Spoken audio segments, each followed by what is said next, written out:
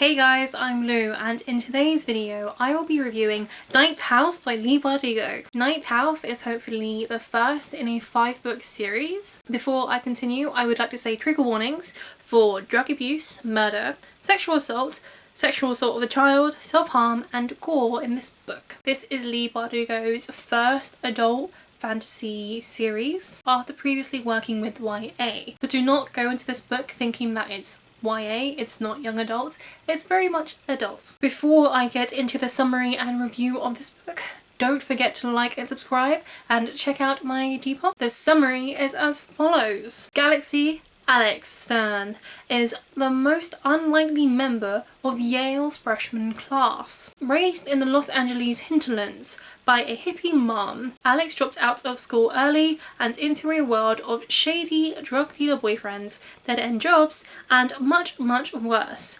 By the age of 20, in fact, she is the sole survivor of a horrific, unsolved multiple homicide. Some might say she's thrown her life away, but in her hospital bed, Alex is offered a second chance to attend one of the world's most elite universities on a full ride. But what's the catch? And why her? Still searching for answers to this herself, Alex arrives in New Haven, tasked by her mysterious benefactors with monitoring the activities of Yale's secret societies. These 8 windowless tombs are well known to be haunts of the future rich and powerful, from high-ranking politicians to Wall Street and Hollywood's biggest players. But their occult activities are revealed to be more sinister and more extraordinary than any paranoid imagination might achieve. I picked up this book as soon as I finished Girls of Storm and Shadow. I almost stopped reading that book to read this book. That was how excited I was to read this book. I was so excited to read something by Leigh Bardugo that was not in the Grishaverse, and especially something that was classified as adult fantasy, because there's so many things you can do in adult fantasy that you can't do in young adult. I didn't have any expectations when I picked this book up. In fact, I probably thought that it was going to be a bad book because of all the negative press that this book had before it released. A lot of people were concerned about the sexual assault of a child, but I think in context, inside this book, the world is a dark place, and so dark things happen. And so because of that, I think I enjoyed this book a lot more than I thought I would. I would even go as far to say that this book is my favourite Leigh Bardugo that I've read so far. There's only 2 books which I haven't read, which is like King of Scars and Language of Thorns, and I will get round to them soon. But out of Shadow and Bone and Six of Crows, and this one, I think the award would go to this one. I would also say that if you're a person who enjoys dark adult fantasy novels, then I would recommend this book. I think you will enjoy it. However, if this is your first attempt into dark adult fantasy books, then you may be a bit shocked as to the contents of this book. I was not personally surprised by any of the trigger warning content, but the gore did trigger me a bit, but because I was mentally prepared, I was able to continue onwards. I was even lucky enough to go to Leigh Bardugo event, which Waterstones held in London, which sold out in the first 24 hours of it being listed online. And I really enjoyed the event because it was one of the first times I actually went to an event having read the book beforehand, and so I completely understood everything Leigh Bardugo was talking about, and she is such a lovely person. I gushed to her my love. I was like, love your outfit, love you, love Ninth House, bye.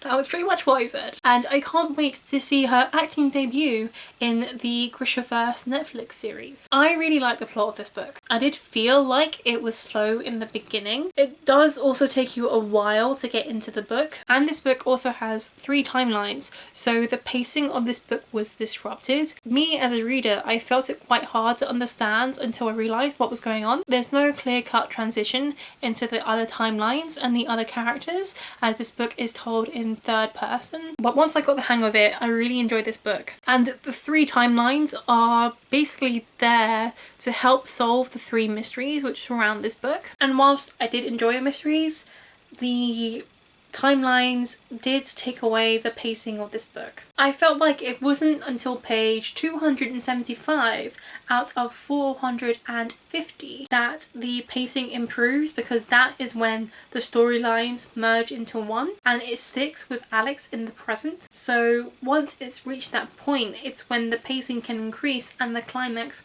can really take your breath away. I also really liked the twist at the end. The ending is good because it ends on a cliffhanger, but if you were also a reader who wanted to have a standalone novel, I suppose this could be seen as a standalone novel, but I also want to know what happens in the next 4 books. So I think the ending is good in that respect. It can be seen as like a clear-cut ending, but it can also be seen as a cliffhanger to the rest of the series. And I will be looking forward to it greatly. It was just so addicting to read, and because this book is based on reality but has magic in it and has fantasy elements, I think it creates a really beautiful descriptive world, especially seeing as Leigh Bardugo graduated from Yale. You really get sucked into this book. I almost want to go to America and make a stop off at Yale University. I loved all the characters in this book.